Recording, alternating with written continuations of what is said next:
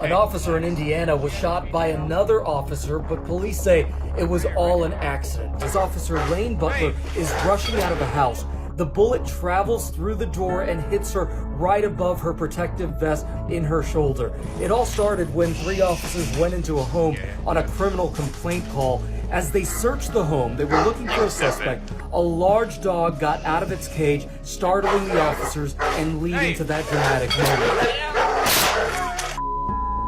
What happened? What happened? Get her in my car. Let's go. Yeah, come on, baby. Come here, baby. It's okay. Her colleagues stay with her as an ambulance arrives, and now the chief says it was all simply an accident. This was not the result of an act of negligence, carelessness, or otherwise reckless behavior. It was accidental. Let's get your vest undone. Okay, let's see if it's through. Roll over on your side, baby. Okay, come here. 367, signal 10 medics.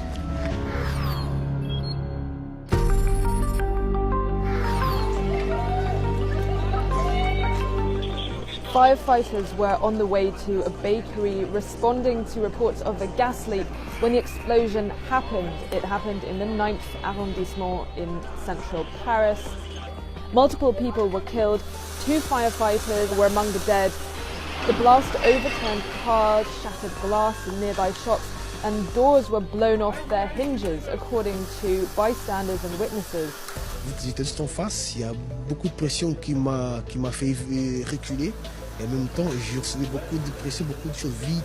Dozens of people were injured, 10 of them seriously.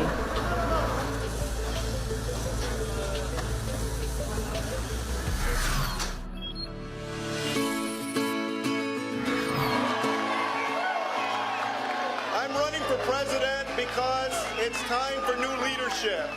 Former mayor of this city, Julian Castro, just announced that he is seeking a Democratic nomination for the 2020 presidential election. He made his case about why he deserves to be president.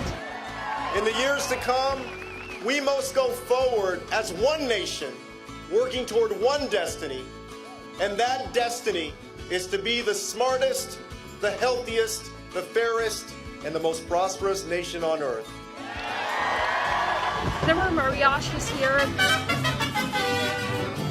There were people speaking Spanish, speaking in English, and saying that it was time for someone from San Antonio to run for president. During his speech, Castro said that he would be focused on immigration reform so that some of the policies that President Trump has can be undone. Castro is one of many Democrats who are jumping in to challenge President Donald Trump. The Democrats are just following politics. And I'm not saying that for any reason. In other words, I guess they're looking at 2020. They think, gee, if we can hurt Trump, we'll have a better chance at winning an election. Castro's first trip as a presidential candidate is to Puerto Rico, and after that he will be in New Hampshire on Wednesday, where he will participate in the famed Politics and Eggs breakfast, something that has become a must for presidential candidates.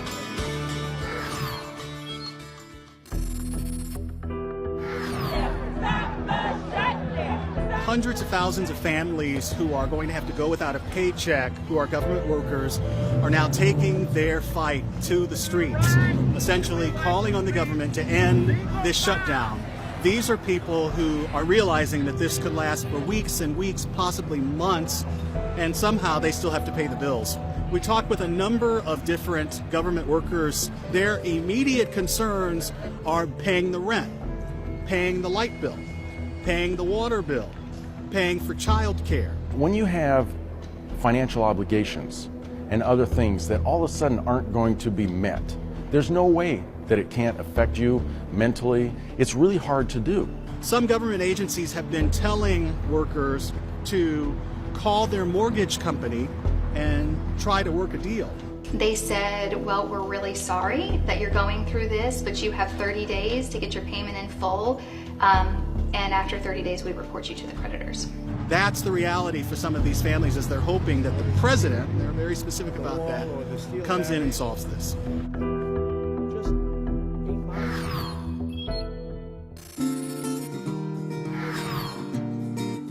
Florida teen found a creative way to help families of fallen officers. Look at this. At just 16 years old, Megan O'Grady runs a nonprofit called Blue Line Bears, and she makes and delivers personalized teddy bears using the fallen officers' own uniform shirts. I hope it brings comfort, and I want them to be able to hold a piece of their loved one again, because the shirts are obviously like the most personal part of the job other than the badge itself. Her own dad is a police officer, and after hearing about an attack in Dallas where 5 officers were killed, well, she knew she wanted to do something to help these families. It's like my biggest fear to lose him, and that's why I started it. So Megan started making the bears 2 years ago and has made over 450 bears so far for these police officers. It's funny, when Heath was little, I always called him Buddy Bear, so now I got a little Buddy Bear again.